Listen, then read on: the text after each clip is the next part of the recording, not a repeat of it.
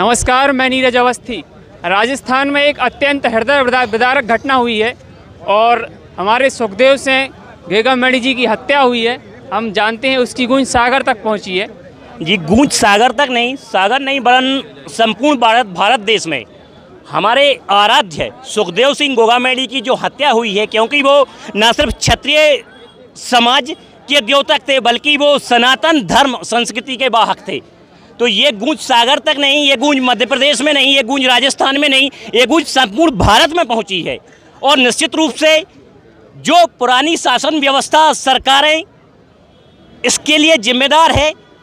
मैं मीडिया के माध्यम से माननीय प्रधानमंत्री जी से निवेदन करता हूं, आगंतुक जो नवनिर्वाचित सरकार होने वाली है राजस्थान की, उससे भी मैं युवा अध्यक्ष होने के नाते निवेदन करता हूं कि इस घटना की विधिवत जांच हो और जो बेखौफ गैंग जो अपने आप को बेखौफ बोल रही है, इस तरह घटना की जांच करके उनको इस तरह से बारीकी से जांच करके कि दूसरी कोई गैंग इस तरह की भारत देश में पनपने ना पाए।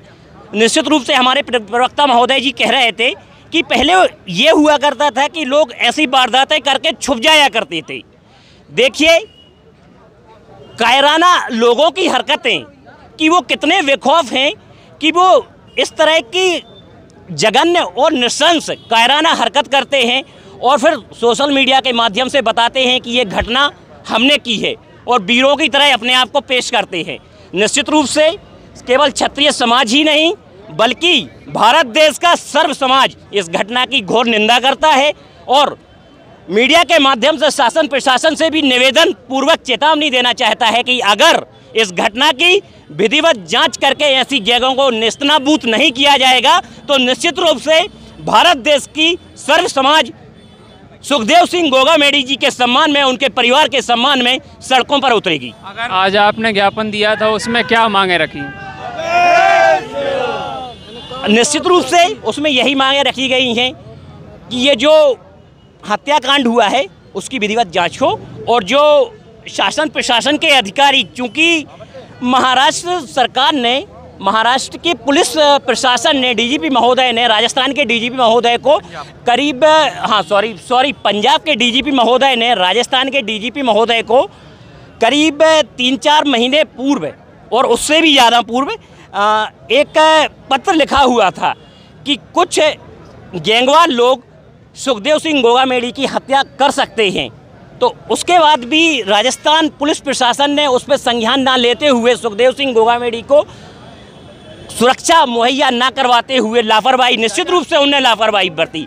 तो उस दौरान जो जिम्मेदार प्रशासनिक अधिकारी हैं निश्चित रूप से उनको भी, वो भी इस जांच के दायरे में आएंगे और अगर उनकी जिम्मेदारी, उनकी कोई गलती पकड़ी जाती है तो निश्चित रूप से उनको भी विधिवत कार्रवाई उन पर भी होना चाहिए।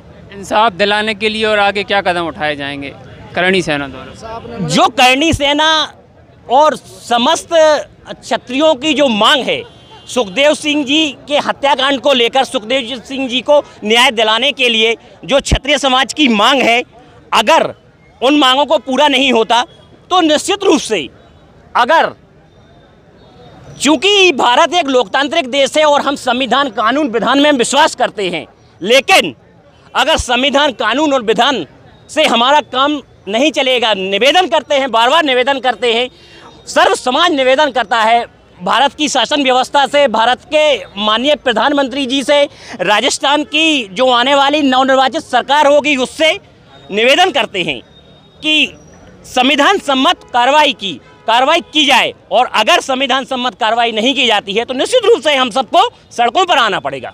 राजस्थान सरकार को अल्टीमेटम दिया गया है 72 घंटे का। अगर उचित कार्रवाई और उन लोगों पर उनका एनकाउंटर नहीं होता है तो क्षत्रिय समाज और सभ्य समाज एक बड़ा आंदोलन करेगा, आंदोलन की तरफ जाएंगे। सुखदेव सिंह गोगामेड़ी क्या कहेंगे पंडित? जब जब होए धर्म की हानि, बाढ़ही असुर अधम अभिमानी, तब तब धर प्रभु विविध शरीरा, हरहि कृपानिधि सज्जन पीरा। वीर शिरोमणि सुखदेव सिंह गोगामेड़ी राजस्थान की धरा पर जिनका यह नृशंस हत्याकांड हुआ है, उसके विरोध में हम यहाँ उपस्थित हुए हैं। हम यही कहेंगे कि हत्यारों को फांसी की सज़ा हो और वीर शिरोमणि को, धर्म के रक्षक को न्याय मिले। सदैव ऐसे अपराधियों को यदि छोड़ा जाता है तो इस भारत माता पर लांछन होगा कि हम वीर यहाँ जीवित हैं और उनको न्याय दिलाने में असक्षम हैं। सरकार से यही प्रार्थना करते हैं, न्याय व्यवस्था को सुचारू बनाए रखें और आदरणीय करणी सेना के राष्ट्रीय अध्यक्ष श्री सुखदेव सिंह गोगामेड़ी को न्याय मिले। जय जय।